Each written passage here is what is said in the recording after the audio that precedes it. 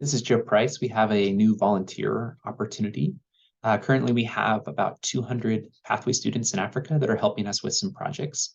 They're doing record hints, and what we need people to do is help us audit the quality of their work. And really, it's a great opportunity to give them some feedback. We have weekly training with them, so any mistakes that you find, we can go and put that into the training, give more direct feedback to these students.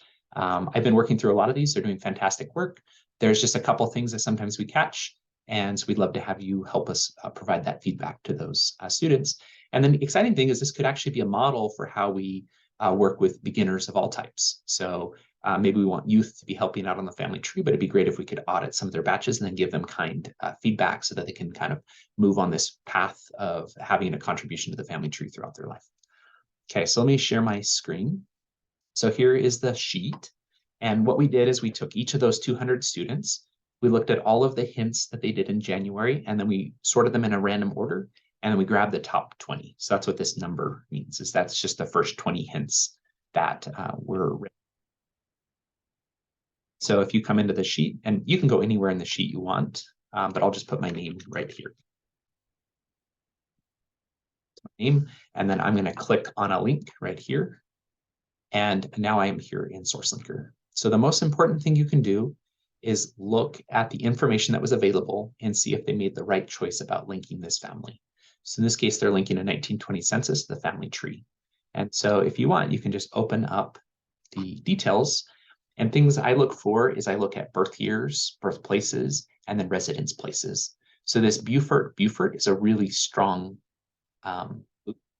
you can see then that in 1920, they were living in Beaufort, and then this 1910 was already there on the family tree, and so they were using that as a piece of information. But you can see as we look across this whole family, everything is lining up really well. This was a really good match, and so we would come in and say that they made the correct choice. Okay, and if they don't make a correct choice, then just write in some notes about what they did wrong. And here's one example down here. In this case, it wasn't wrong what they did, but they didn't add the residence over. So if you see that, that's great. The other thing we watch for is if they add people to the family tree that were born after 1920. Definitely flag that, and we can. At that point, you're done. But here's one thing I like to do. I like to click on one of the heads of household and then hit tree. And if you see these blue squares, those are other record hints for this family. And one thing I like to do is maybe look for a record hint that adds a death year or adds another census or a maiden name for a mother. So if I click here, here's 1930. I'm going to hit review and attach. So I always love it if I can attach another census record, because it also helps me learn a little bit more about the family. You can see here they're living in Beaufort, North Carolina, Beaufort again. This is interesting because if this is a match, then we probably have a possible duplicate. I think this looks like a match. The only thing is then, where does Elizabeth the same as Nancy E? So at this point, then I'd maybe do a little bit of research on this family. The other thing I like to do is I like to also sometimes go on this page, and I can see maybe if there's a record that would give me a death date. So notice here we don't have any that give me death dates, but I can get maybe some death dates for some of the children. The other thing that I really like to do is to go take a look on Ancestry and see what hints they have over there. And one thing I really like on Ancestry is the availability of public member trees. So I'll just click on this record that is already attached to this person. And when I'm on this record page, I will often get lots of record hints right here. So notice here on Family Search, I'm getting a certain set of record hints. On Ancestry, I get a different set. And then if you click this button down here called Find Others, what I often will find is that there might be a really good family tree for this person. And so if you look across this information, you might be able to find it.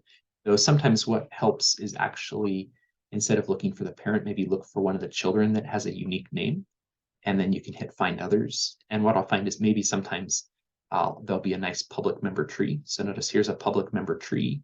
If I hit two trees, I can see this. This one has two sources. This one has one source. I can come in here. And what I like about this is that sometimes there'll be maybe death info that I could bring over, maybe a mother's married name like here. And so what I can do is use this to give me some clues of additional things I can do for this family on the family tree. So that's really step 2, is just anything you want to do to make this family better. You're more sourced, death dates, maiden names, maybe more connected. Okay, so let's just go back to step 1. So in that case, then I just click the next link. And again, the most important step is just checking to see if they made the correct choice. And so again, I like to just look at the details here. And you can see here that this person was born in Germany, New Jersey, New York. That's a really unique combination, combined with a pretty unique name and everything lining up. And then also the kid was living in Kings, New York, and was born in that same county, that same neighborhood. So this looks great. And so this would again be a correct match. Now notice one of the aspects of SourceLinker is it doesn't allow you to bring over the birth year if it's already there. And so if I wanted to, that might be one little piece of cleaning I could do right now, is just come in and add in that birth year. Oh, sorry, let me standardize. Let me just make that look. Yeah, look over here and see if there's some other record hints to attach. And I get same thing for the husband. Sources.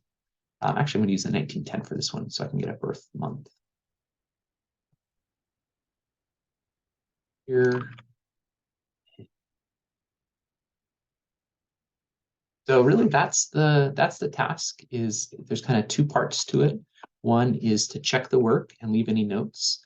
And the second part is to just do something more for that family. And one thing that I do like is if I use Goldie May as I'm doing that, I can sometimes see how I'm related to the person. So thanks for helping with this project. We're really excited to have your help and hope you have a great experience.